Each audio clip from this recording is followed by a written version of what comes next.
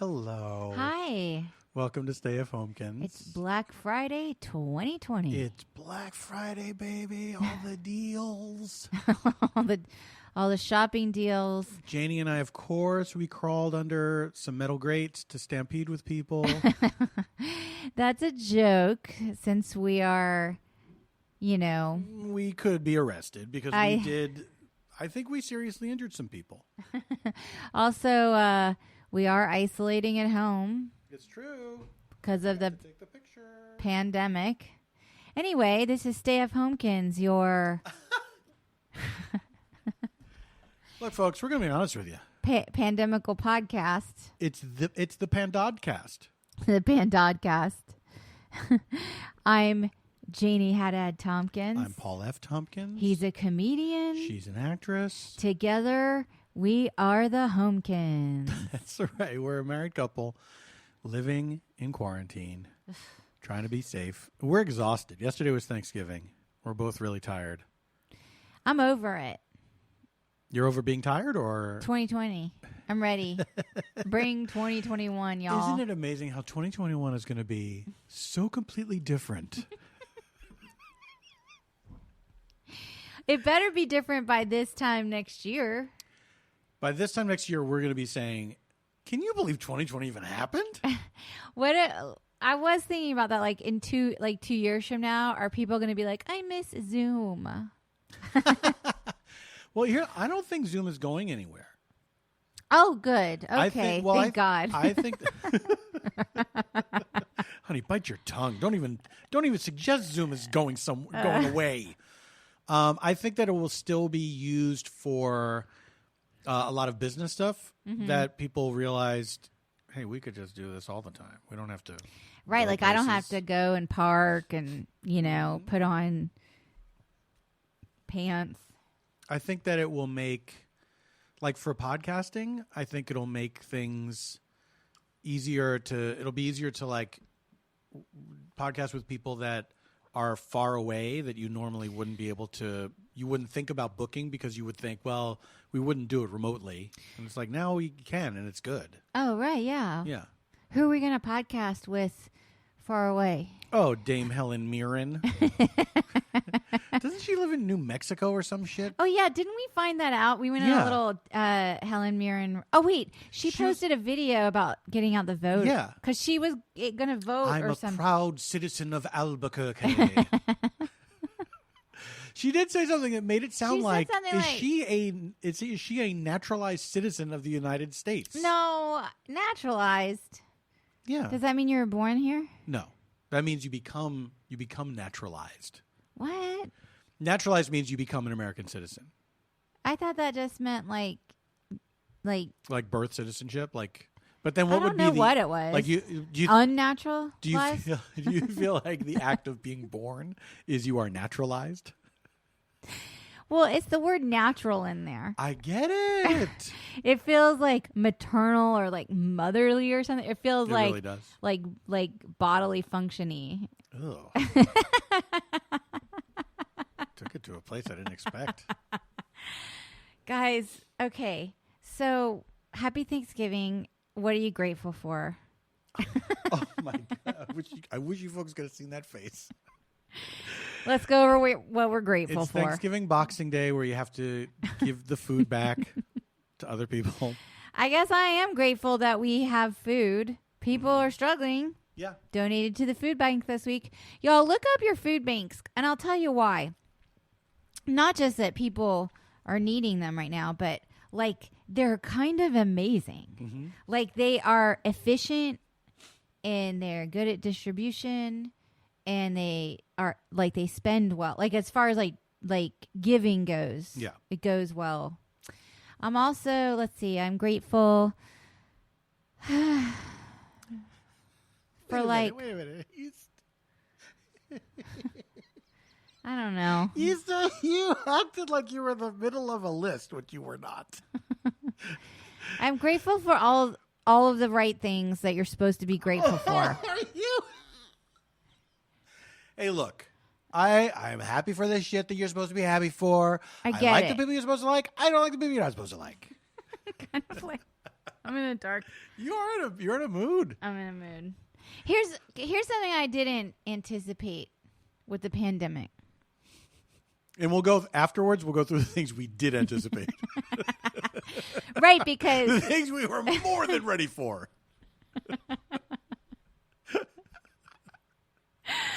The thing I didn't know is feeling waves of anger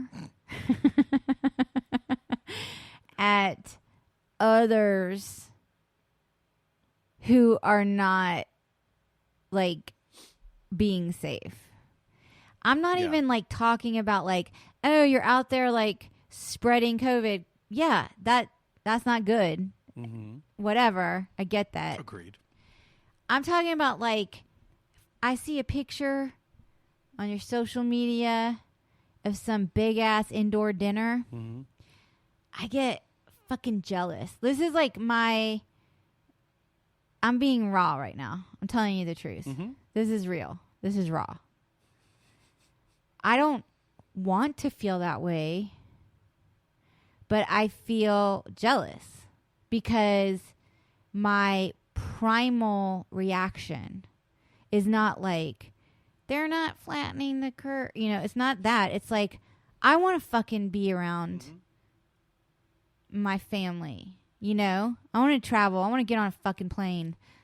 I'm angry today. Mm-hmm. I'm going to have to temper it because this is not probably enjoyable for anyone. Well, I think there are a lot of people that can relate.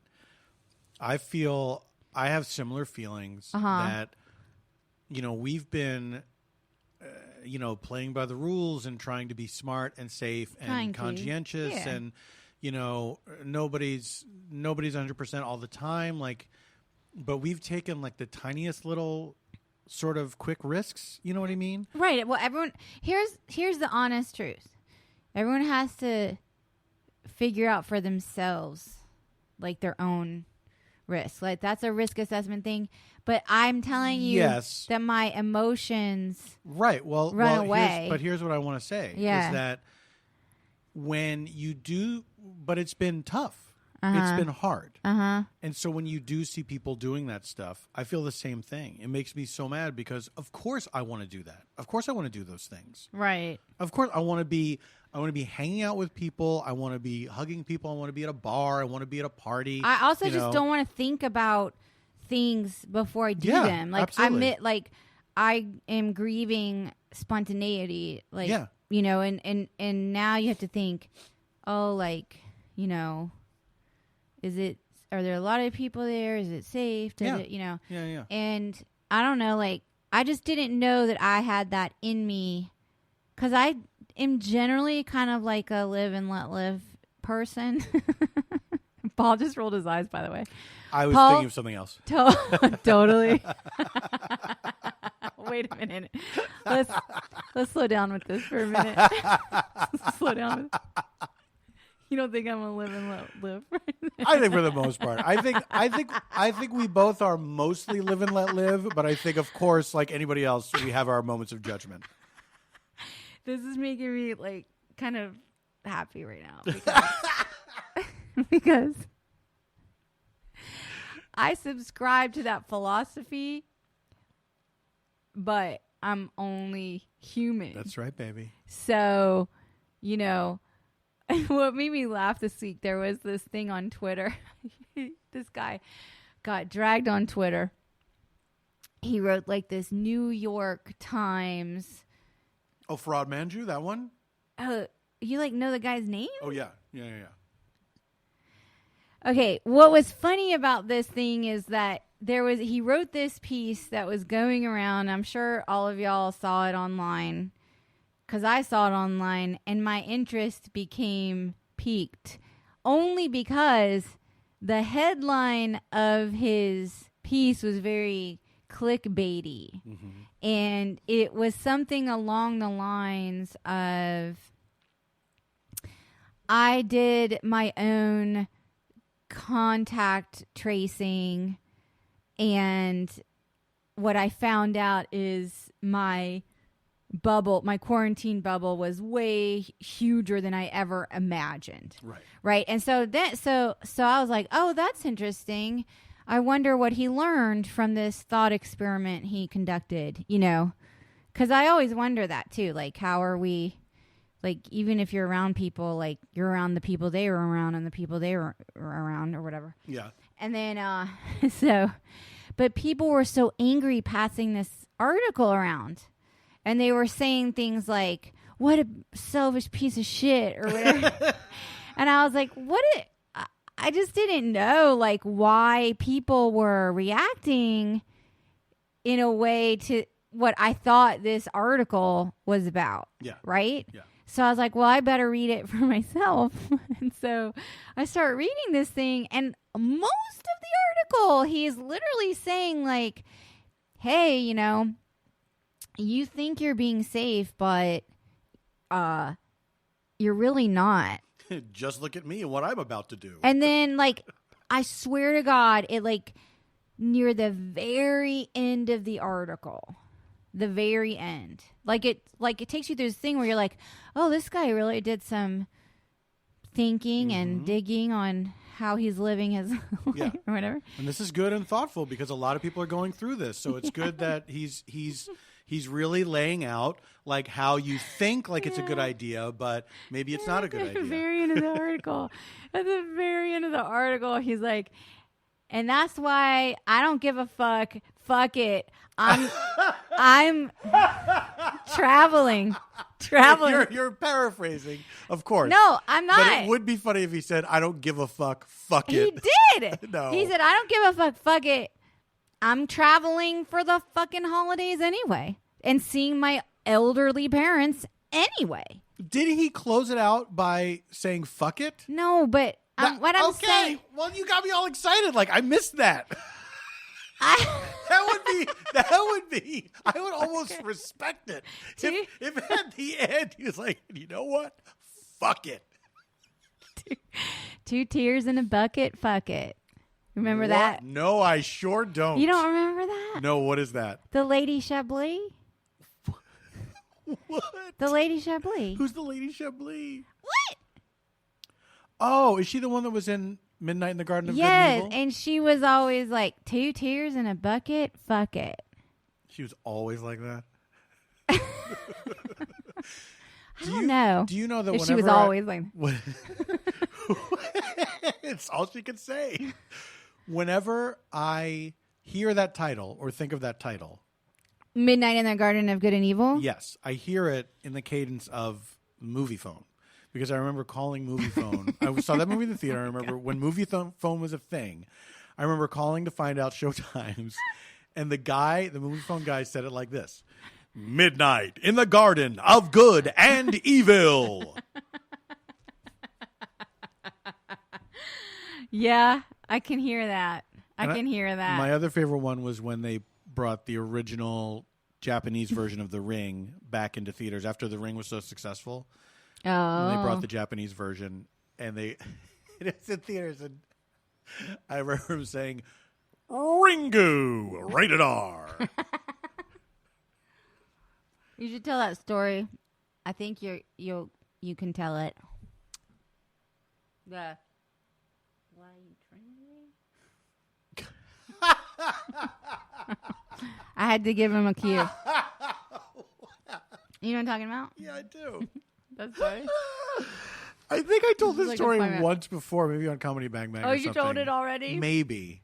But I was in Australia for a comedy festival, and circa what? Oh my God. 2003. I'm gonna guess. Early aughts, yeah. Okay. Early aughts. And I was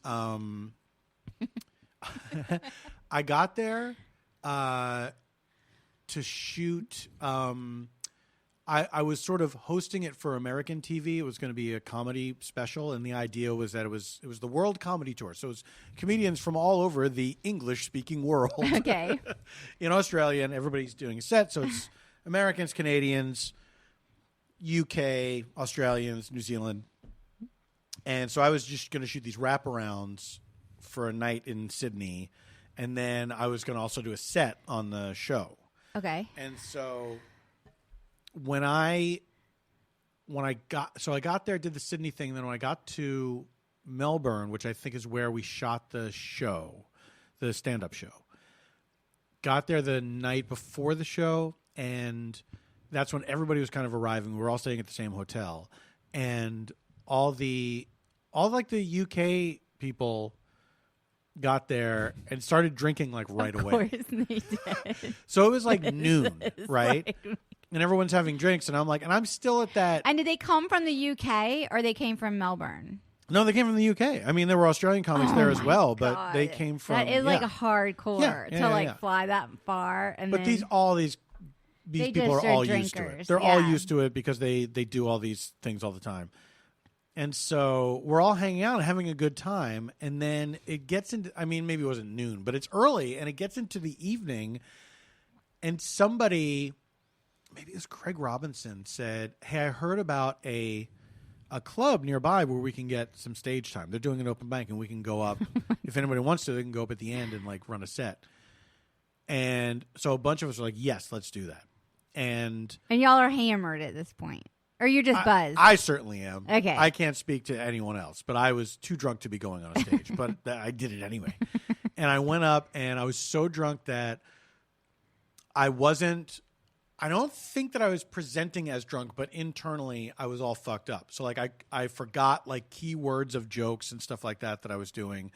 Here's what happened, is that I walked out on stage with a beer, and then there was nowhere to set the beer down. Like there wasn't a stool or anything. Oh, God. And that completely threw me off. And I was like, that wrecked my whole set. I was like, I don't know what to do. And I instantly realized, you shouldn't be up here. You should just leave right now. So I did a terrible set.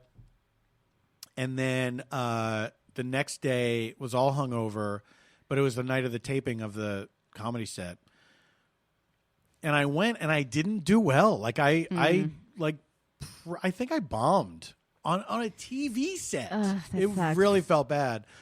And so then I got drunk after that, and I was I was so upset. I was miserable. And I get back to the hotel in Melbourne, and I want to watch a movie. And so I turn on the movie. It's not working. I try a few times. I select this movie. I start to play it, and nothing happens. And I have to call down to the front desk, and I'm like, I'm so drunk, and I'm calling down saying, I'm trying to watch this movie and it won't play. And the person at the front desk is like, what movie are you trying to watch? And I said, Blade Trinity. And then she said, Blade Trinity? And as soon as she said it back to me, I was humiliated. Like I should have just not tried to watch Blade Trinity. Trinity? But she fixed it for me. And so I started watching it, and then I just passed out like while it was still on. But that's like a thing we always say to each other, like Blade Trinity? Blade Trinity? Blade Trinity? People now know. Like it was almost like she was saying, are you sure you want to watch this? Like if I wish you don't want to watch Blade Trinity. I would have been less embarrassed if I'd said I was trying to watch hardcore pornography. Well, who's in that movie anyway? Wesley Snipes. Others. That's it? I can't remember who else is in it. Wesley Snipes was Blade. Trinity? Well, this is the third one. Oh, I see. It's a Yes. trinity of him. That's not his name. No. Blade? No, his name is Trinity? Blade. His name is not Blade Trinity. Hello, I'm Blade Trinity. It's a good name, actually. What is Wesley Snipes still alive? Is he still alive? Sorry. I don't know. He's still alive. He was just in the that Dolomite movie that Netflix did, starring Eddie Murphy. Oh, I didn't see that. He had a very funny turn in that. You saw that? I did see it. Yeah, I enjoyed it. Why didn't you watch it with me? I want to see it. I wanted to live my own life. I guess so. God. Yeah, I have an apartment in the city where I go and watch my movies, my Netflix originals. Can we talk about yesterday, about our Thanksgiving? Sure. We did a Thanksgiving of 5. It was the two of us, our neighbors, Ben and Julie, and our friend Catherine. Who's also a neighbor. Who's also a neighbor. They're all friends and neighbors. They all live within walking distance. Yes. And so we have travel involved. We have a backyard table that is a physically distant setup. It's a long table, and then we made Catherine a little kids table. Yeah, we borrowed Ben and Julie's card table and stuck it on the side. And we had a really nice time. Although we ate outside, and it got in the 50s here, so we had to wear like coats and hats. Yeah, and we had to we put blankets out because it was like cold. It was cold. It was cold. I was cold until this morning. Yeah. Like I did not get warm until this morning. I was wondering how long we were going to last out there because of the weather. Of the weather dropping. And we were out there for a while. Like we started at 3 and I guess those guys left at 10, something like that. Yeah. Yeah. And it was really nice. It was really nice. Even as strange as it was and as far apart as we were, it was nice to be with people and to feel kind of normal, even though we were Catherine made me covered laugh in blankets outside. Because I was like so worried. I was like, I hope I'm not creating a super spreader rose garden event or whatever. And then today I was like, I feel like we did our best, with keeping it safe to be in proximity. Yeah. And Catherine said, I think we were so COVID compliant, Dr. Fauci would fly out here and kiss us on the mouth or something like that. And that made me laugh because he wouldn't fly out here to kiss us on the mouth because that's not COVID compliant. It was like the joke of, get it? Okay. Just checking. Are you saying if I got it? No, I'm just. For the listener. For the listener. Yeah. We ate a lot of food. Yes. It was, a Thanksgiving is like that, Yeah. I don't know if everyone has that experience on Thanksgiving. Eating a lot of food? What are you serious right now? I don't know anything anymore. I've decided I don't know anything anymore. We had certain traditions in my house. Like I remember Thanksgiving, we ate a lot of food. I don't know. At Christmas, we would give each other gifts, but we would hide them in special paper. That is a neat custom. We should do that. We also watched some of the parade, the Macy's Day yeah, we parade. did. We watched the parade. We watched the parade because actually every Thanksgiving, the first thing I do in the morning before I start cooking. I did not cook this year. We did take out from a restaurant, trying to keep the restaurants going in our neighborhood. And also trying not to cook. And also trying not to cook anymore because I am tired of cooking Mission this accomplished year. all around. And so the first thing I do on Thanksgiving is I turn on the parade. Yes. So that's something I do as a tradition in addition to eating a lot of food. You guys should check this out. It's called the Macy's Thanksgiving Day Parade. It's only once a year. I do think I'm losing my mind. You're going to have to do the rest of this podcast. You have to do it. But you know what? Just do it. Something that I saw, because Dolly Parton was on. She did a performance. And who is maybe the greatest human being that's ever lived. Yeah. She sang Holly Dolly Christmas. She sang Holly Jolly Christmas. No, Holly Dolly Christmas. Her new album is called Holly Dolly Christmas, and she changed it from Holly Jolly Christmas to Holly Dolly. Be fair, she only changed that one word. Dolly. Yeah. To Jolly to Dolly. Yeah, I know. No, she's saying Holly Jolly. You're right. It was Holly Jolly Christmas. The name of the album. No, but she sings Holly Dolly. I'm telling you, I've listened to the album. Okay. The important thing. She doesn't want you to have a jolly. It doesn't even matter what song she sang. She doesn't want you to have a jolly Christmas. She wants you to have a dolly Christmas. Do you get it now? I didn't understand. I wasn't confused as to the concept of a Holly Dolly Christmas.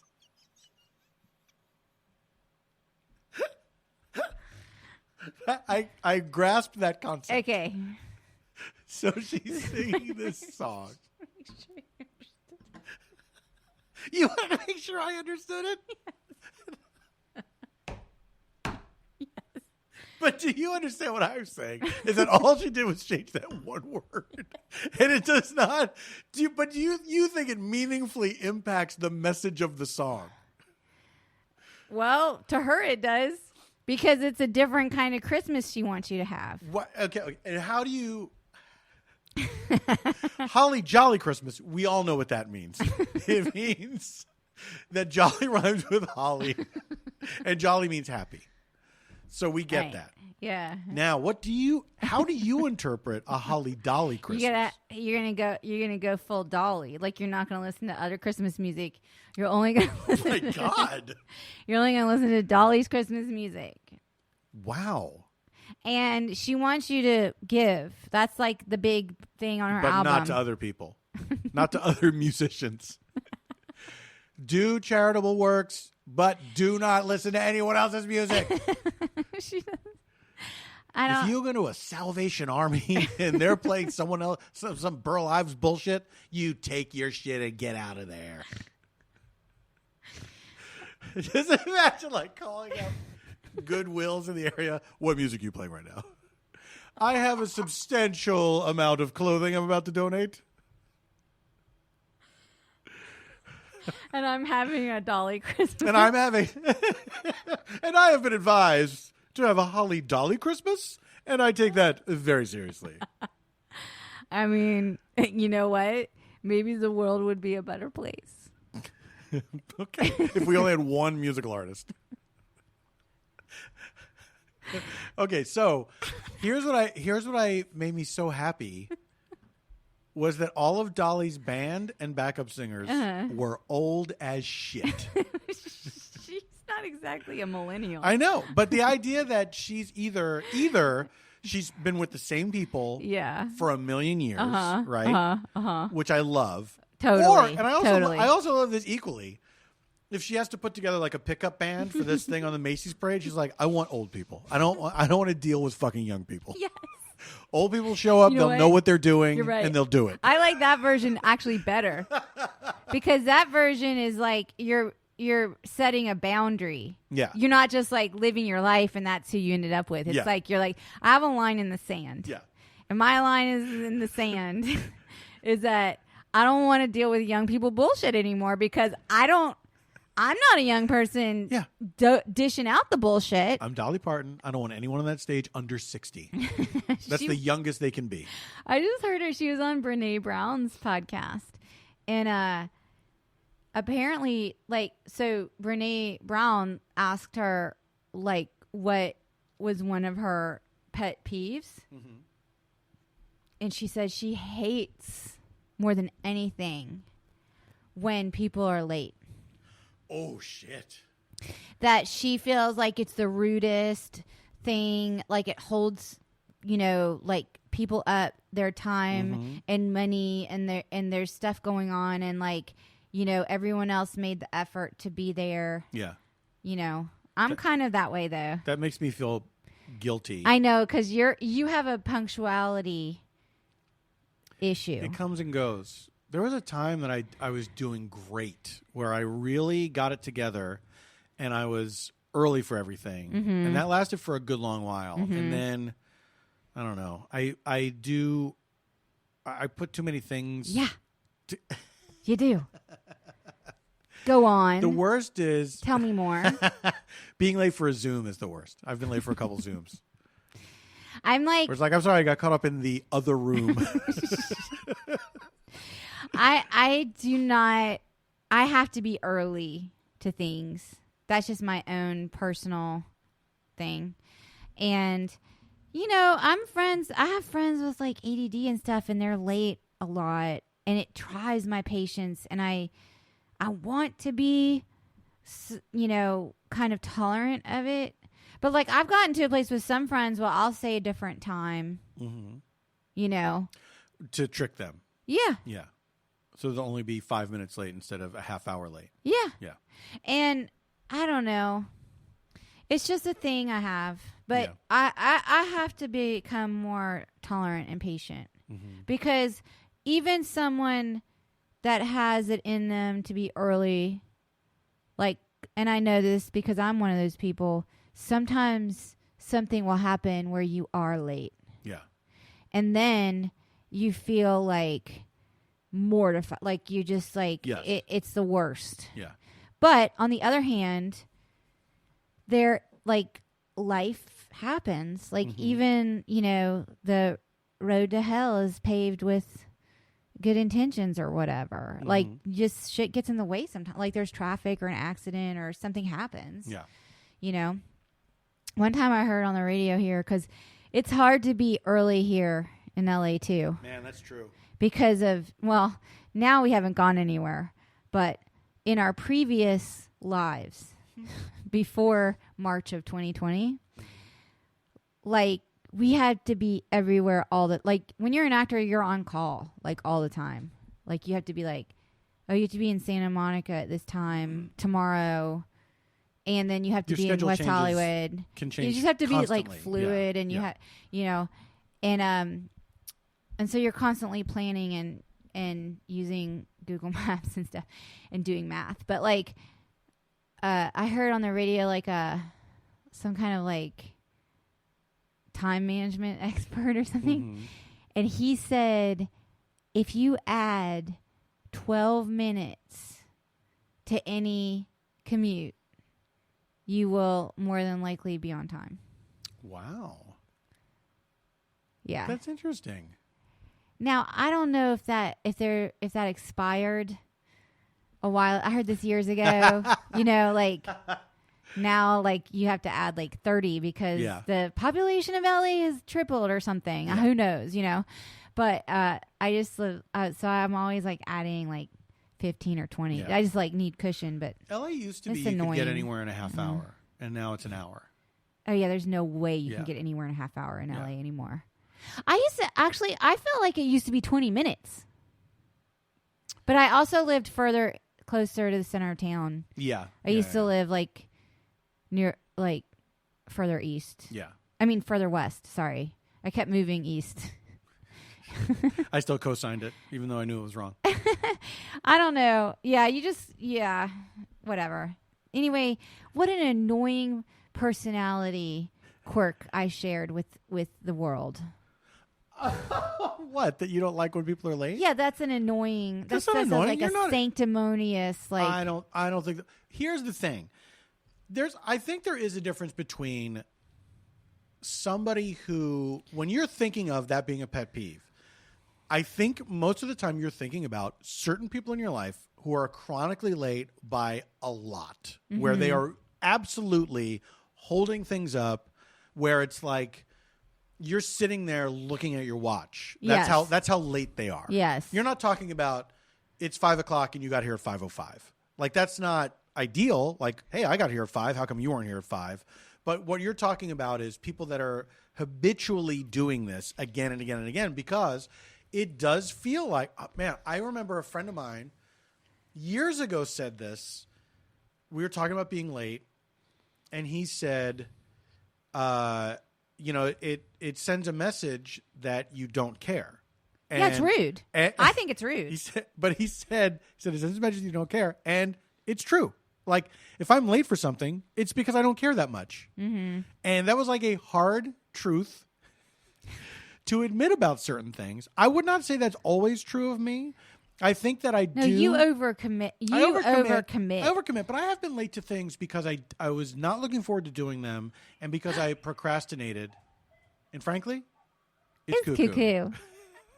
I procrastinated and then left too late because I was emotionally putting off going there for as long as I could. That doesn't make it right, though. That's my issue. That's not the other person's issue. And if I agree to something, I have to be impeccable with my word and show up when they ask me to show up. There's also a thing where sometimes if you are familiar with a certain thing that you're being asked to do, you're like, I know they don't really need me there that early. But that doesn't matter. If they're asking you to be there that early, it's for their peace of mind. Yeah. Because I always have to go back and reframe it.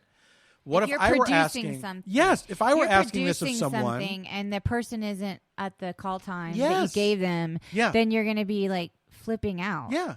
And if I'm producing something, I try to figure out how can I do it so that people will be sitting around for the least amount of time. Like, so that they can be engaged doing the thing that I'm asking them there to do. But if there's a rehearsal involved, whatever, try to stagger rehearsal times. But I also don't want it to be like, if I tell you to be there at 5:30, don't show up at 5:45 because that time is precious because we only have so long before the house opens or whatever. Right. You know? So it is like I have to remind myself always that I'm putting someone in a position that I would not want them to put me in. Mm-hmm.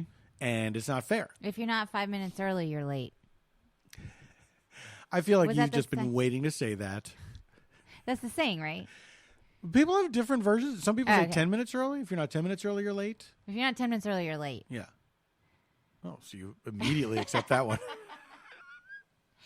I think, though, like, in terms of the way I, like, the skill set I've developed as, like, a working like a hustling actor, like trying, like, you know, always needing a job or trying to get a job, you know, going from place to place, having to be fluid, like, all the time, you know, that I just, like, developed ways to be okay if I'm out of place early and, like, busy myself with some other thing. Yeah. That, like, I know I'm going to be waiting. I know I am. Yeah. Like, that's all I do is sit in waiting rooms. Like, that's all I do. Maybe God gave us these phones for a reason. Maybe he did. Do you remember, this was a while ago, it was a few years ago, I had 2 auditions that were on opposite parts of town. Yeah. They're within an hour of each other. One was in Santa Monica, one was in Hollywood. And it was like on the edge of rush hour. Yes, I remember this kind of. And so the first was this, it was some show, like J.J. Abrams produced it. It was an hour-long drama about like a sort of post-apocalyptic kind of thing. I can't, was it called Power? I can't remember. I feel like the logo for the show was like a sort of, you know, computer power symbol. Okay. I go there and do that. That runs late. Like, I'm waiting. And I'm just looking at my watch. Like, well, I'm never going to make that other one. Sure. Yep. So I go in, do the audition. It's not good.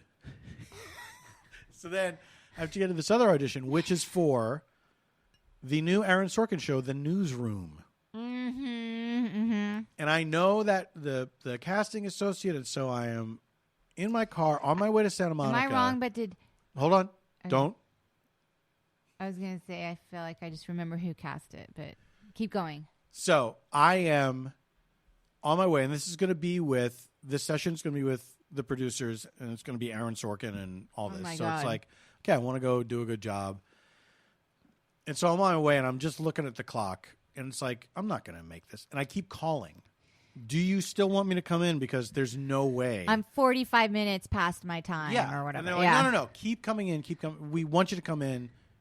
Just head over here. We'll see you when you get here. And so then it's getting like absurdly past the time. And I'm like, are you still there? Like, are you sure you want me to come in? Like, yes, absolutely. So I get there. There's one person there. Everyone else has gone home. And so I do this, and I'm frazzled, and I'm not. Yeah. I should have just said, you know what? Can I come in another day or whatever? Because I'm not gonna. This is not good. And I get in there when I get in there and see that there's only one person there, I'm deflated, and it's like, this sucks. And they should have just let me go home. Right. And so I do it. I don't get it. When the show comes out, I see the scene that I auditioned for, and my part the part that I auditioned for was split up over like literally 5 people in this scene. And then it ends up being this scene that last year, for some reason, people were sharing around. It was the scene that took place on an airplane where the 2 of the cast members of the show are informing the flight crew that Osama bin Laden has just been killed. Was it sent around? I want to say it was sent around this year. Was that this year? No, maybe you're right. It was last year, but like, because I remember it came up. We were at a friend's house, Yeah. and y'all started talking about that scene. That's right. And I was like, I don't remember it because I had seen. It was this year. It was earlier this year. Yeah, I feel like I had seen Newsroom. Yeah. But like not really. Like I wasn't like watching it religiously or whatever. Yeah. And I had like a vague memory of it, and then y'all sent it to me. It's on like YouTube or something. Oh yeah, absolutely. Absolutely. And it is an insane scene. There's so many things It's wrong an with insane scene. Here's the thing. The thing that really got me the most was that it's two of our heroes. They're trapped on this plane. The plane won't take off. They work for the news. They work in a room that does the news. They work in a room full of news. And so the one guy is getting very impatient, and he is arguing with the female flight attendant. He's being very sassy with her. Because he wants to get the plane He wants to take off. Exactly. You know how that is like a normal thing. If the plane isn't taking off, you decide to tell them, yeah, hey, can you take off now? I'm an important news person. There's news happening that I have to get to. And so... Because, like, that's going to do it. So he's, like, calling her a crazy lady and stuff. And then they get the news. And then at a certain point, there's, like, I forget what prompts it, but the flight crew is, like, yelling at this guy. And then the captain comes out. And he's like, what's all this? And he gets to tell them, you know, I'm very happy to report that we've killed Osama bin Laden. But so when he addresses the people... Yeah. He still addresses her like it. Says here's the thing. Hold on. Here's the thing. Yeah.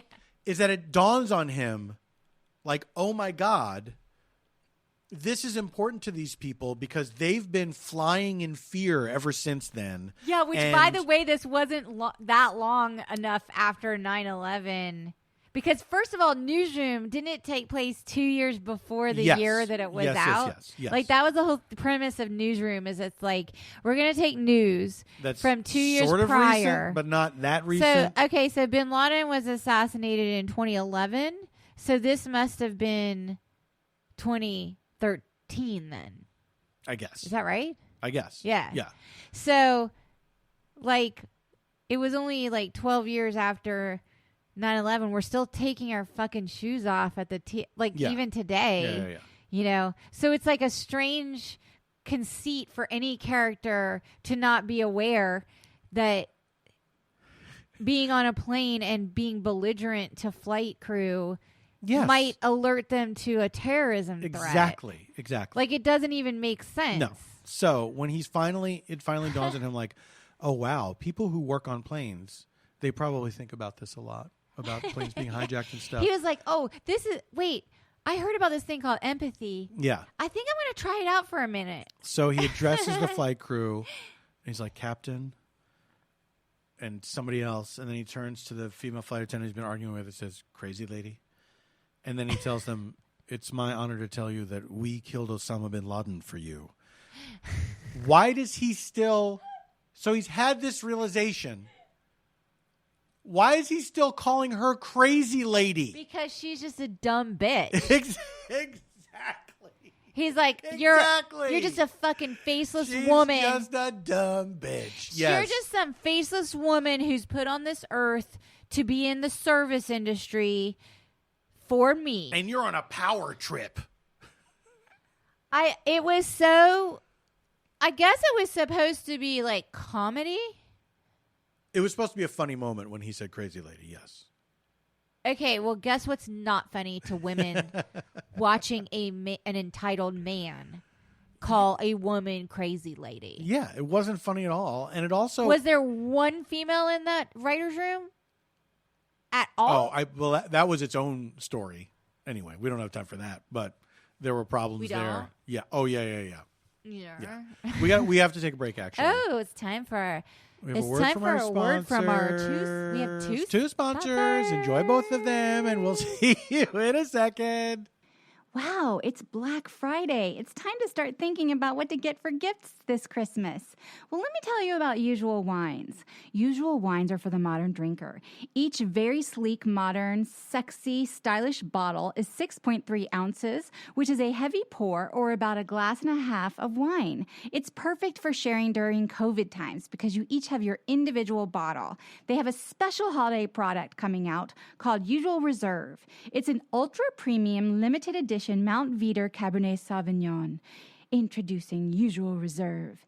This is our most special wine yet, they say, just in time for the holidays.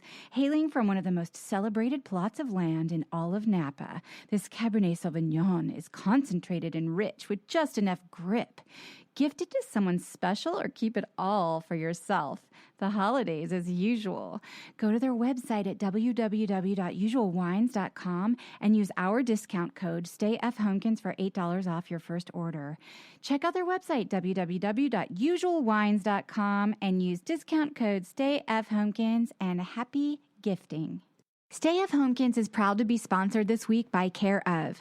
Care Of is a wellness brand that makes it easy to maintain your health goals with a customized vitamin plan that helps you feel your best today and supports you long term. Well, how do they do that? With a quiz, an online quiz. You get quick, reliable results. Care Of's holistic online quiz is like getting a one-on-one consultation with a nutritionist, all without leaving your house, which we love. I love taking their online quiz. It was really fun. They also have vitamins, supplements, and protein powders. Your recommendations come in daily, individual wrapped packets that are perfect for getting back into a routine. And they also keep you on track by reminding you to take them every day. As the seasons change, it's important to get ahead of taking care of your immune health.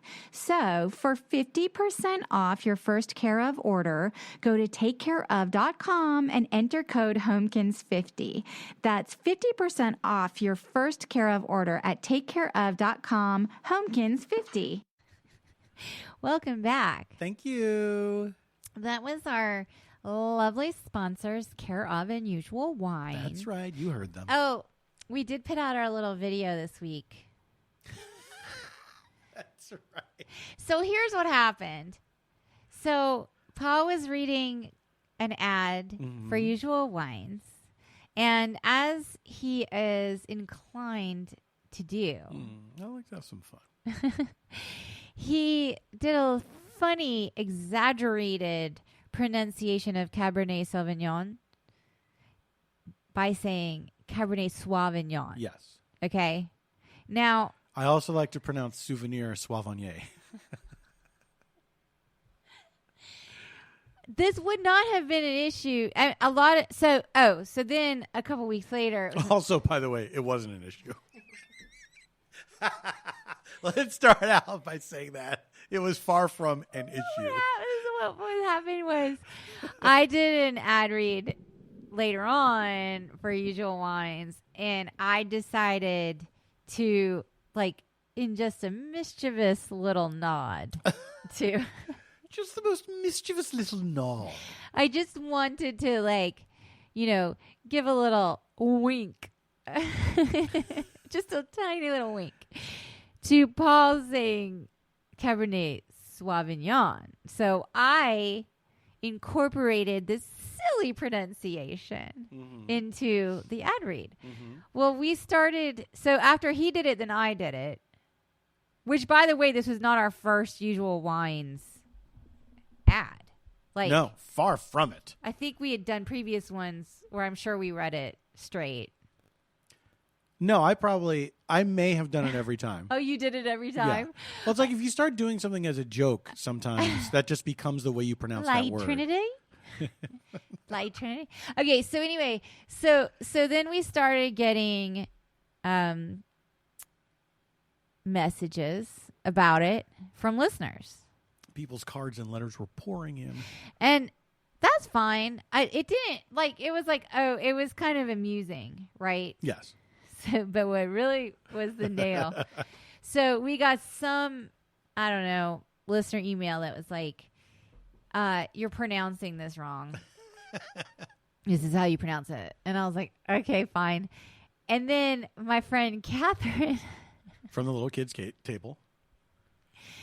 I swear to God, like 15 minutes after I had seen yet another listener message, texted me and said, I feel like a total asshole pointing this out, but I'm curious. Did you guys know that you were? Because also her father's from France, like French. So she was like, did you guys know that you were mispronouncing Cabernet? You know, like whatever. And so because this like, so then I was like, wait a minute, Catherine, who I like talked to like almost every other day of my life, like didn't know. And so I started like dying laughing at this point. And I was like, oh my God, Paul, Catherine said this. And then I told her, you know, it was totally a joke. It was a goof. A goof. And then of course her boyfriend Mike was like, please tell her I knew it was. And then I advised you not to send that message. And I was like, duly noted, Mike. So then so now that I'm realizing like someone I know well and have known for over a decade did not quite catch our mischief. And that's what prompted us to make the Instagram video. Yes. Like immediately, we just sat up on the. I was like, we also thought it would be fun. We thought it'd be fun. We thought it'd be fun and also clear the air. You know, we had to clear the air. We had to clear. Now, speaking of clearing the air, yeah. Today was the day that I put up all the Christmas decorations. Oh my God, y'all! Paul has been working his derriere. It was an all-day thing. It was an all-day He's not thing. even done. No. We don't even have a Christmas tree yet. We still got to go do that. Can't wait for the Christmas tree. He won't get a fake one. I know. I can't do it. All I do is vacuum needles, y'all. That's Honey. you know what my December is? Vacuuming needles. Oh, Cinderella. That's all I fucking do. Fucking needles. Look. Everywhere. That's not a true. You enjoy the tree. I guess. Oh. Here's what I enjoy. Mm-hmm. I enjoy the tree after it is purchased, installed, and decorated. Yes. Up until... What? What's that mean? That's what everyone enjoys. No, and then until the day it immediately has to come down, which is like New Year's Day. Yeah. Period. Like there is no, like it can't be up past, if it's past the second, like Christmas stuff after New Year's Day is a sickening bummer. to me. It's bleak. It makes me feel bad. Although I do enjoy a decent year-round Christmas ornament store. Absolutely. I could not agree more. Like I could not agree more. Sometimes like I go in one of those stores like in the summer or something and I'm like, I get it. Like I get this. I remember last year seeing a commercial, some commercial that had like a car commercial or something that had Santa Claus in it that was like in like mid-January, and I was like, oh, this is horrible. And I posted about it on Twitter. And then Nicole Thurman, who's a very funny comedian and actor, responded. I think about this response so often. She was like, ugh, he's nasty. Get him out of there. I was like, that's exactly it. That's exactly it. That's how it feels. Get him out of there. By the way, so like Santas this year. Yeah. Like mall Santas, like that kind of thing? Yeah. Yeah. Santa's helpers. Not the real Santa, but his helpers. The helpers. They're like, this is not a good year for them because they can't, you know. Make kids cry the way they love. They have to like have a piece of plexiglass between them and the kid outside. Wait, are they doing that shit? I think and maybe there's Zoom or something. You know, I don't look. This is like a lot of weird niche industries have been like hobbled this year. Very that true. was one of them. Very true. Was the live Santa appearance people. Yeah. That's like Sorry, their guys. big thing at the end of the year. Yeah. I hadn't even thought about that. Yeah. So that's 2020 for you. So parents, you're going to have to make your own kids cry. Do you know, okay, like when I was a kid, I don't know, we had this tradition, not just eating food on Thanksgiving, but when I was a kid, I was told that this guy, Santa, comes around to your house while you're sleeping on Christmas Eve and like leaves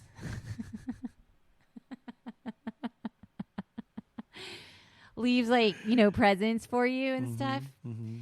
And like I remember like when I realized it was a little gradual, you know, like that Santa, spoiler alert if your kids are listening to this.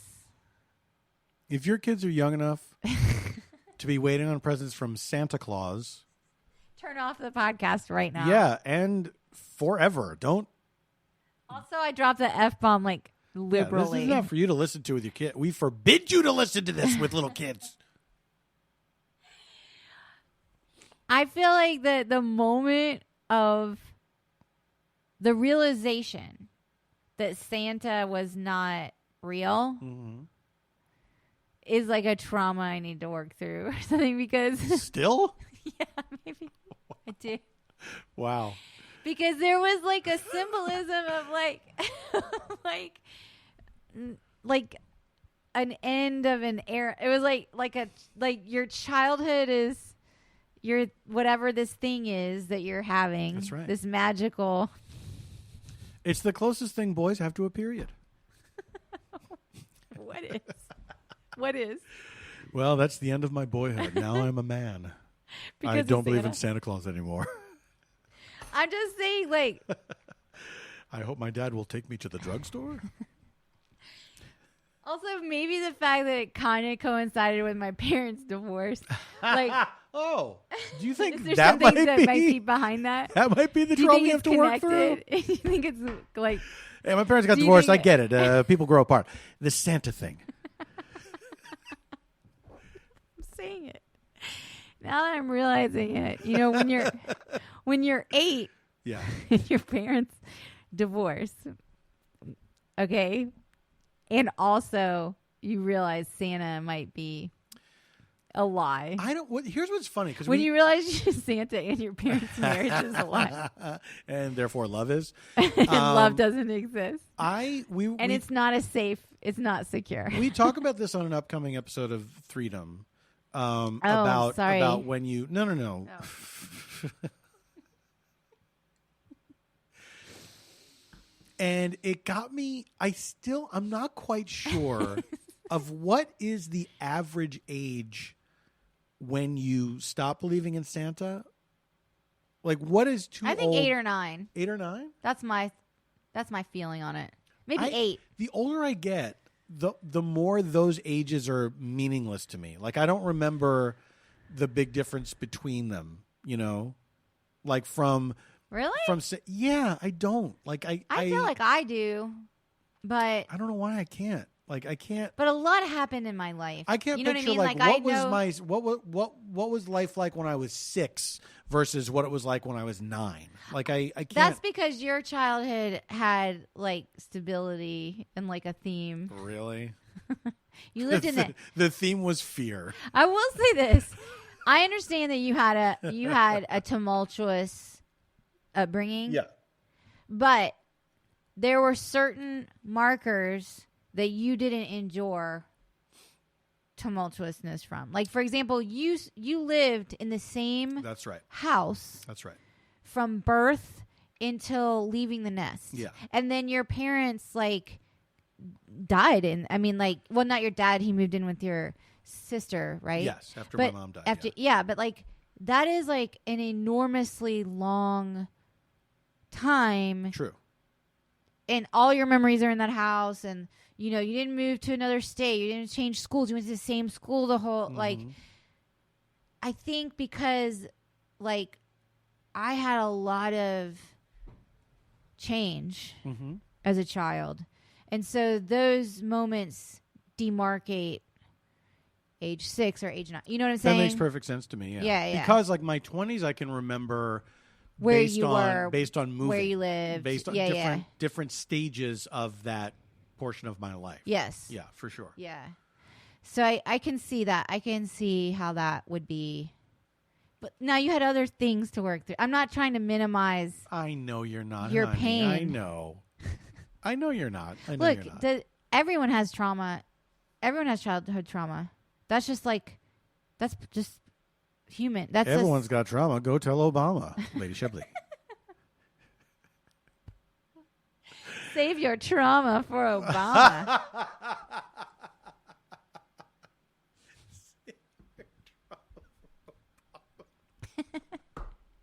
I mean, right? I mean, it's part of the human experience. Yeah. Some people don't think they do, though. No. Really?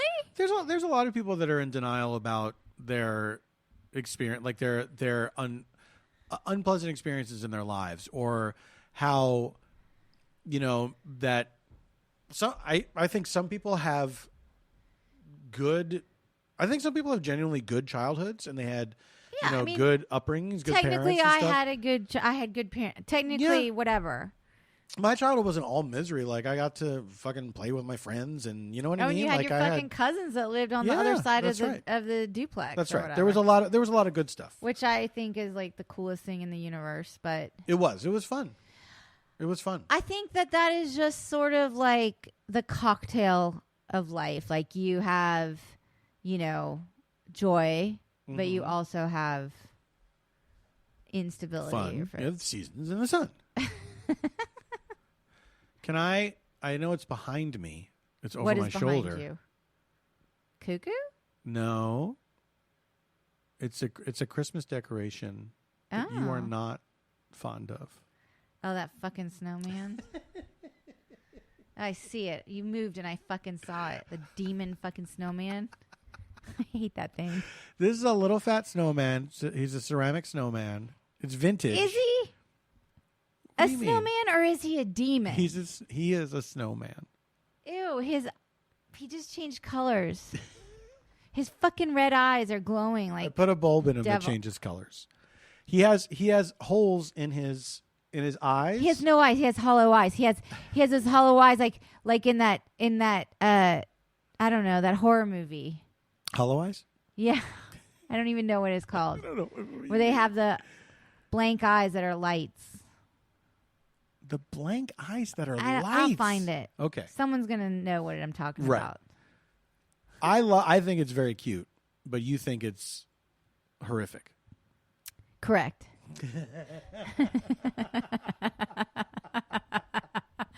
On this, we can agree. You don't think you'll ever warm up to him? No, I don't think so. Because here's the thing. Just based on evolution, we should fear a being with lights in place of eyes.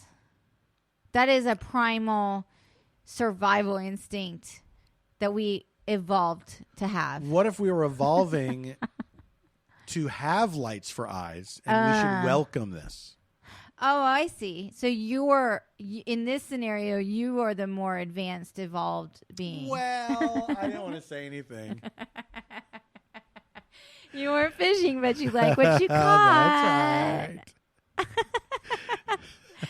Okay, fine. I'll give you that. If that's the case, I'm not at my evolutionary stage where. All I ask is that if we get to within our lifetimes, if human beings evolve to the point where we have lights for eyes, yes. All I'm asking is that you say you were right. Really?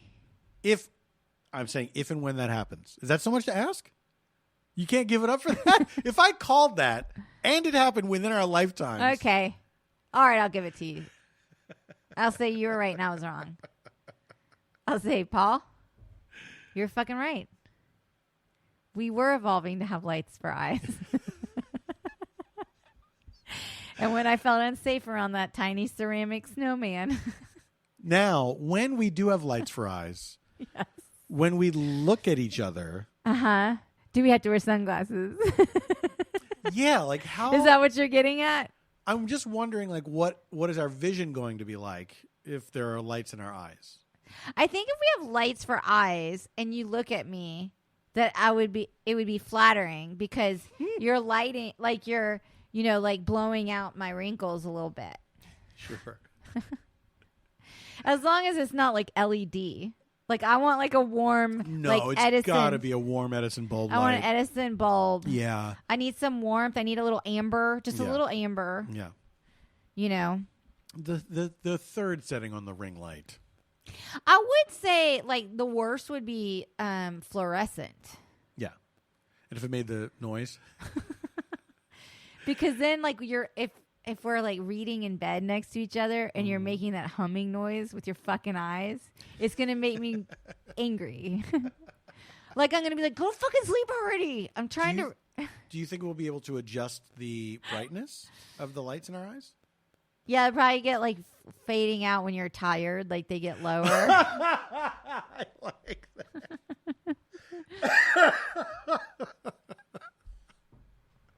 Do you think? I like that. All right, this won't be so bad.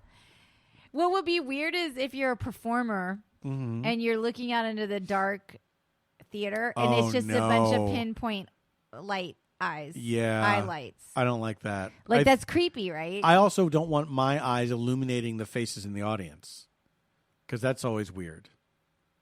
I don't like to see people I don't think they're going to really illuminate clearly. their faces so much because there's only going to be one of you and like 150 of them. Well, I'm not gonna so say they're I'm not going to be illuminating like all of them, but enough of them where I won't like it. These are going to be sunglass only shows where I'm wearing sunglasses, they're wearing sunglasses. Wait, like a 3D movie, like a 3D. I don't mind if I'm used to having lights on me on stage, so they don't have to wear sunglasses. So I'll just wear the sunglasses. Okay. Yeah. Okay. And then if they're into what I'm doing, like instead, this will replace lighters, and you just move your head from side to side. The worst is if they don't like what you're doing and they're walking out and leaving, you would be seeing each person dribble away Oh. as the lights slowly dimmed. What if they didn't like something? They just closed their eyes. They all fell asleep. You would know if somebody was falling asleep because their light would get dimmer. Then I could roast them so hard. Ooh, I love when you wrote. Okay. Here's a lot of people don't know. Like they know from this episode that you were a stand-up. Yes, I don't know if you'll ever do stand-up again. I will. You think Someday, so? Yeah. I will. But here's what y'all don't know. I think I've said this before on the podcast. Is that Paul wasn't like he wasn't just like just a stand-up. Like he was like the stand-up. That's not true. What does that mean even? It means like you were like a master at it. And what people don't even know, like fine, you can look up his stand-up. You can look it up on CDs. Fine. On CDs and like that one special they won't fucking release. Whatever. What's going on with that? You can look all that up. But what you don't understand is that Paul live doing stand-up is it's so much better than a produced stand-up. Like your produced stand-up is amazing. Mm-hmm.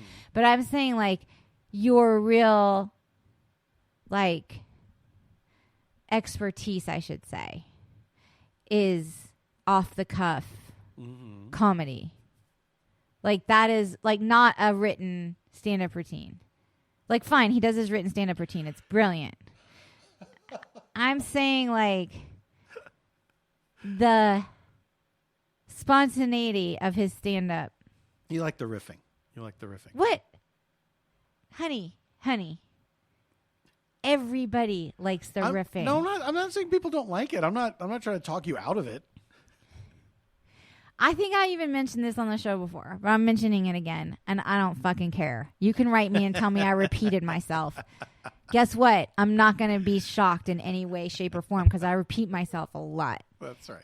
But when you did that improvised stand-up set, when you did that, when y'all did that Super Ego residency in Charleston. Oh, yes, that's right. At Theater 99. Yeah. And you did that improvised stand-up at the first half of the show. Yeah. Because the idea was to have the whole show be improvised. The whole show was improvised because Super Ego does improv. They're like an improv troupe. And they have a whole set of podcasts that you can listen to that are really funny. That's an improv group. But he came out as a lone stand-up and said, give me like a word or a topic or whatever. Mm-hmm. And then people would like say it. And then he would go and like do like a 10-minute chunk on like whatever they said. And it was like, it was like mind blowing. Anyway, my point is, this is what I'm really getting to is that these people with the light eyes is that I forgot about that. This is the point I was trying to make. But I had to let people understand what they're getting into at the show. Mm-hmm. If they fall asleep with their light eyes, their eyes closed, and then you roast them. That's right. That like some of Paul's, and this is not an invitation to heckle because it's not good to heckle. There, by the way, there's no such thing as invitation to heckle. It will never be offered. If you think someone is offering you an invitation to heckle, you're wrong. By the way, you don't want to heckle. Here's the thing: you don't want to heckle Paul anyway because he will annihilate Follow you you. to the car. No, he will annihilate. Like he will mortify you. He will humiliate you. Honey, though that's so true. This is embarrassing me. In what way? Like, is too much? No, well, it's because of course. But that's true, right? I love that you think of me that way, but it's embarrassing. But you agree that, like, if somebody, do you agree with me that if someone heckled you, that you like, you're kind of like, take no prisoners? Yes, I can agree with that. And also, like, don't do it. Also, don't do it. Also, don't do it because it's not even like. Like, it's very, I think it's satisfying for people who aren't heckling to see you take care of it handily in the moment. Mm-hmm. Because it's like, shut the fuck up. We paid to see this show, and this person is making it all about them somehow, you know, and then, and you're like nipping it in the bud. And so there's like a cathartic experience. With the other people, not you or the heckler. No. What if the heckler found a cathartic? What I like to do is what I learned over years of doing stand-up was, and it's a hard lesson. It was a hard lesson for me to learn, but then when I learned it, it was very valuable. That when somebody says something at a show, they're not necessarily heckling. They're not necessarily trying to, insult you or derail you. Right. Sometimes people are just so into it that they can't help but say something, But you don't. So what I try to do you is don't annihilate those people. I try to feel it out first and see what is this person's intention, what's going on here. And then, but I also try to nip that in the bud too. If people get sort of like the idea that, oh, this is back and forth. It's like, it's not supposed to be. And we've talked long enough and now it's time for us to stop talking. But you usually know pretty quickly if somebody has a bad intent. That's true. Yeah. Well, I remember one time, this is not going to be a good memory for you, but. Bring it. I remember one time you were doing this show in Dallas. Oh, yeah. We were doing like the Tompkins 300. Yeah. And I was like pretty excited that we were going, like I had taken, it was in April 2010. I hadn't visited.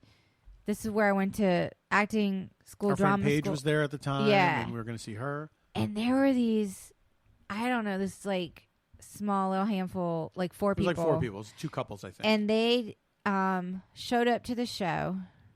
Literally think they just were like drunk and like wandered in to see. They bought tickets though. They did buy tickets. They weren't drunk.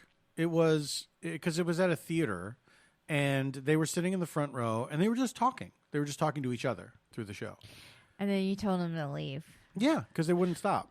And they left. And they left. I said, if you leave, I'm not going to make fun of you. I'm just going to go on with the show. But and then some people like started clapping, and you told us not to clap. Yeah. Us. I don't think I was one of the people. But you were in the audience. Correction. Yeah. But people were like clapping when they left because they were like disruptive, and you were like, no, let them leave or whatever. But then when they left, there was a big applause when they finally exited. Yes, and then I tore them apart. But yeah, you did. What I remember saying to them, it's early enough in the show, you can probably get your money back. You're not enjoying this, and it's distracting for me, you know. So why don't you just leave? And it's fine, you know. I'm not going to make fun of you, whatever. Until you leave. And they yeah. Well, you know what? They had to know that, but the thing is that I still had somebody contacted me and said, hey, that was really a drag when you did that. Oh, really? And you should have just ignored them. They didn't like it? Because I kind of liked it. But here's the thing. I get why that would make a certain type of person uncomfortable, and they don't know why it makes them uncomfortable. And so they want to blame me. And they want to tell me I should have just ignored it, when my whole point was I can't just ignore it. It's too much. Right. There's what you don't understand. What people don't understand is when you're doing stand up, if you're on stage, if you're a solo performer of any kind, you are completely aware of everything that is happening in that room, and you're registering it all, and you are deciding the things that you can ignore and the things that you can't ignore. Right. Some things are a drag. You hear it, it's a distraction. It gets in the way. You know, it might get in the way, but you're like, it's not going to. I can get past that. But four people that are sitting in the front row that are just constantly, they're talking to each other through the whole show. That's too much. Right. That's like, I can't just ignore it because I can hear them. I can see them and I can hear them. Here's the thing, though, and to people who are like, it was drag when you did that or whatever. It was rude to everybody else in there. Yeah, exactly. It's not just that because there were people sitting around them. It's not just that it's distracting to you. Yeah. Whatever, fine. You're still going to get paid the same amount at the end of the night, no matter what you do. You're just going to. Well, that's not necessarily true. Well, right. Like they got a refund. You got less of the door, whatever. But also, there are things I could have done that probably I would not have gotten paid. Well, my point is this, is that if you're someone who, like, you work all week, you spent money on a expensive theater ticket, you know, or whatever. Are you laughing because they weren't expensive? They were like $10. It wasn't that expensive, and yet somebody told me that they thought it was too much money, and that's why they didn't go. And I was like, oh, okay. My point is, though, is like, it's not cheap to go out and see, like, a performance. Exactly. Like, and if you're going to be a dick to the people around you, then just go somewhere else. Yeah. That's my whole thing. It's not. It is rude to you, and I agree that yes. you should take measures to make it a safe space for you to perform. But it's other people in the audience that spent money to be there. If you're not enjoying something, the answer is not to stay there and just talk through it like it's not happening. The answer is to leave. Just go, and it's fine. Also, I've not enjoyed things before and have actually felt pretty guilty about leaving.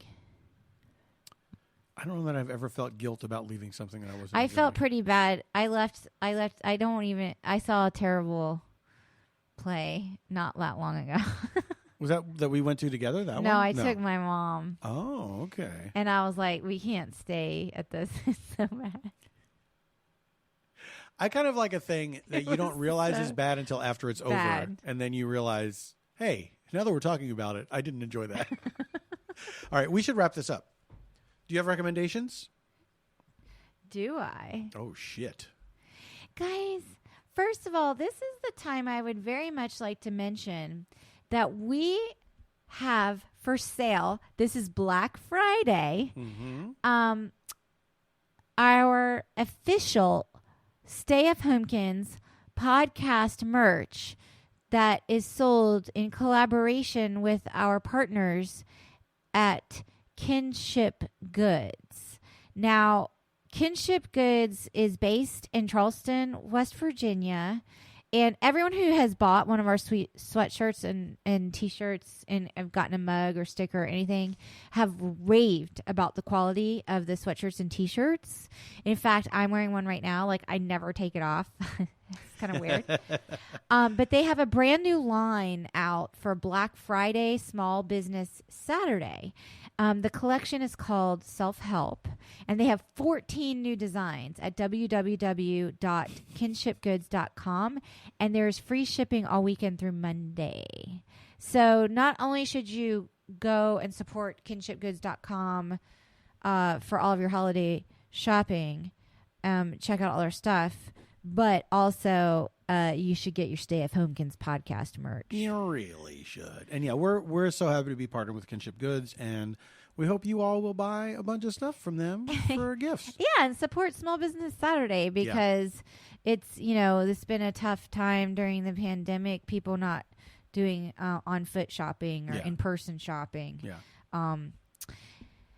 So I'm actually saving my recommendation for Kinship Goods. Oh, wow.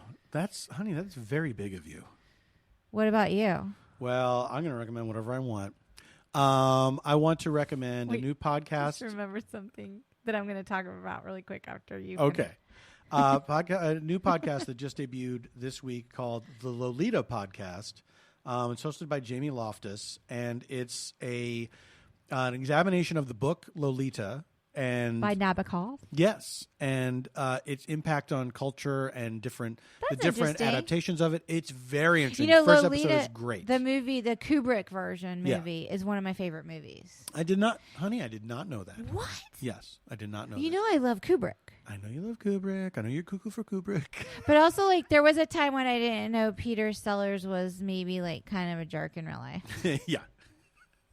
He seems like he was a miserable human being. Anyway, Lolita Podcast hosted by Jamie Loftus. It's everywhere you get your podcasts, but it's great. Check it out. Also want to plug a couple things. I have some shows coming up. Tomorrow, we're recording this Friday night, so Saturday, October, Jesus Christ. It's December. No, it's November. Ah! It's not December because I haven't had to vacuum up needles yet. That's how I know. That's how you know. That's the only way I know. And see, I do that so you won't be lost in the year. Tomorrow, which is the 20th of November at 5 p.m. Pacific, we are doing... The 20th? 28th. Oh, 28th. Yes. Okay. Saturday, the 28th of November, we are doing a Cocktails with the cast of the Thrilling Adventure Hour. We are going to get together on Zoom and have a little cocktail party, and we're inviting people to come and ask us questions, tell us things, whatever, hang out with us for about an hour.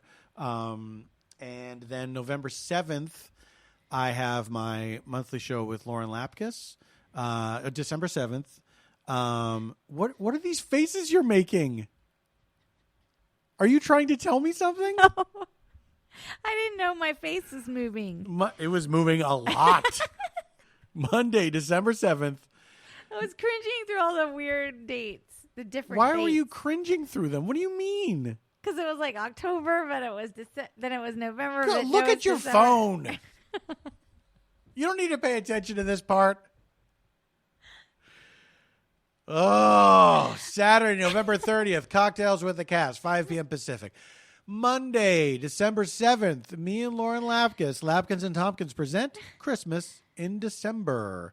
And then there's some other stuff coming up as well. When those shows are announced, I will let you know. But all tickets are available at paulftompkins.com/live. Okay, I just remembered I actually appeared this week on a podcast called The Alarmist, which is a podcast where they examine certain things that happened in history and different disasters. Yeah, and try to figure out what really happened, kind of a thing. Well, they try to figure out who's to blame. Oh, yes. And so the topic that we took on this week was Princess Diana's tragic death, and we figured out who to blame. Yeah. On it. It's The Alarmist. I'm not going to tell you now. You got to listen to find out. No, you got to listen to The Alarmist to see what we decided. Yeah. The Alarmist is a really fun podcast. I've been on it before. It's on the Erios Network. It's produced by friends of ours, hosted by friends of ours, and really check it out. It's great. Yeah, it was fun. What I know what you made me remember is that I'm watching this terrible show. And I'm not recommending it. I'm just mentioning that I'm watching it. Mm-hmm. It's called A Teacher, and it's on Hulu or FX, or that's kind of the same thing, really. Hulu. I guess. Yeah. And it's sort of like this, that like those stories of like the adult female teacher like ends up fucking her student. Ends up. Well, oh no! Did we just fuck? I fully recognize that this show is total like smut in a way. Yeah. Even though here's like the thing is like anything smutty on TV now, they slap on like a trigger. They like slap up like if you or someone is struggling with what the fuck ever we're dealing with on the like they don't even like go into the thing of what it is. They're like, go Google it. Like they're basically like look up where you get help. Anyway, that's kind of like basically what it is. On with the trash. It's like, and now a teacher. But what was making me laugh about it was I kind of watched the show like as a guilty pleasure. Not that I find it titillating anyway. I find it absolutely horrifying. Like it's literally like watching like a slow motion accident happening. Mm-hmm. And you're like, okay, this better blow up, and it better blow up spectacularly, and there better be consequences. Right. So you're just like essentially watching this horrible thing unfold or whatever. But my point was is that Paul came in when I was watching it the other day, and I don't know if y'all have this experience with like your partners or your roommates or whatever, like whoever you live with maybe, or people you're with, where you watch something fully knowing, it's like garbage. And then the other person comes in and sits down and is like, oh, you don't have to change it. Like, and they start kind of partially watching it with you. And then suddenly you realize like, this is terrible what I'm putting into my brain. It's mortifying. It's a mortifying experience. Anyway, I've had that too. The latest episode of A Teacher, and I don't want to spoil this because if you end up watching it now, I tell you what, this is going to be the last thing we talk about. So if you don't want this spoiled, shut the podcast off right now because this is it, and then we're going to say goodnight, and that's it. The scene where so bad. She finally, the teacher. And also, by the way, they're leading up to the fact that she's going to be found out because of social media. Yeah, of course. That like it's on someone's phone or someone spots them. She keeps yelling at the kid, delete hey, that picture, you have to delete that picture you took of us. So then finally this woman, this grown woman, the teacher from A Teacher, she is hanging out with her friend who also works at the school. At the school. Yeah. Is the colleague of hers at the school.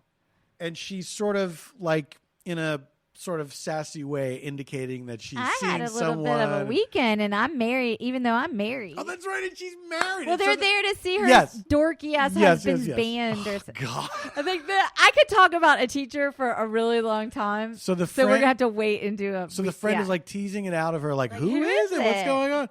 And then she finally admits that it's this guy. She with a smile on her face, like it's little sexy smile. It's Brandon from English from English Lit. And from AP History. Her friend's response is like amazing. Horror. Well, yeah. She's like, what? All of a sudden it becomes very real. Where she's like, what are you talking about? What? She's like, she goes, he's a child.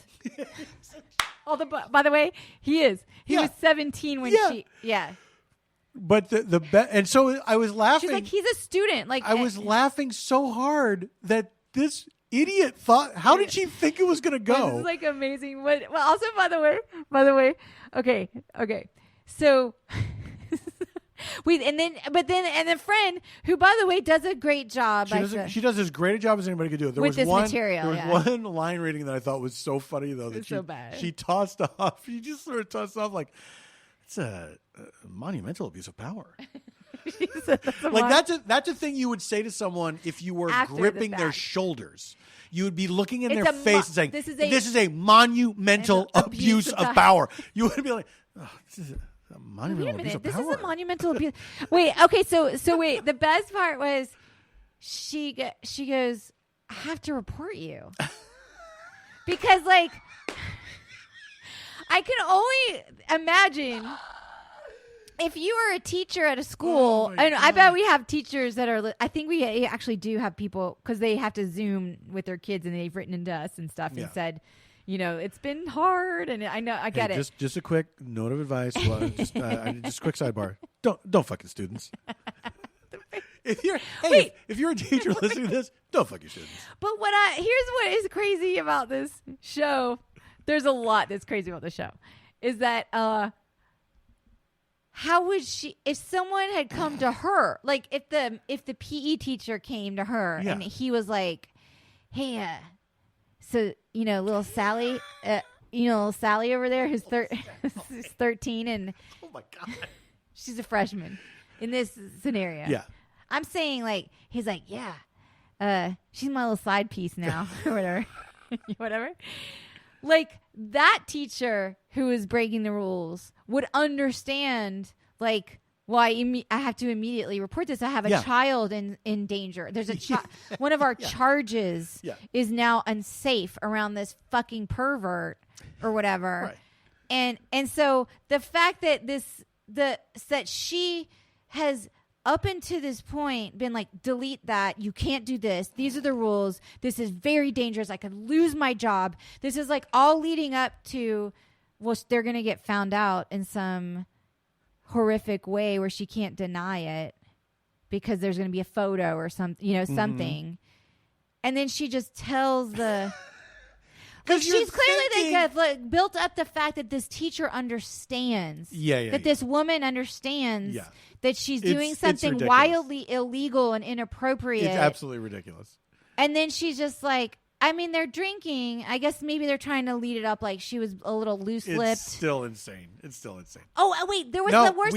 One more thing she said. She goes, "You practically forced me to tell you." Do you remember that? Oh, listen, here's what I'm going to do. I'm going to take an acting class as soon as there's a vaccine, and I'm going to do that scene in the class. But I got to do that scene in class. Okay. Because it's stupid. Speaking of stupid, we got to go. Thank you all for listening. We'll be back next week. At least you lifted my mood. I was in a real pissy mood at the beginning of this. I'm glad, honey. I'm glad I could help. So this all worked out. Yeah. stayfhomekins@gmail.com is our email address. Stayfhomekins on Instagram and Twitter. Yeah, we don't always write back. We never write back. But here's what happens. Not only do we not always write back, we never write back. Well, what happens is we are engaged with you from afar. And that is satisfying. Everything to us.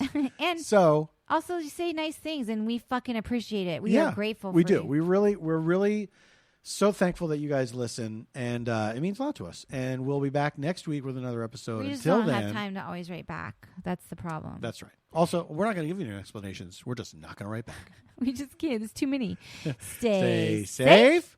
Stay sane. And stay home.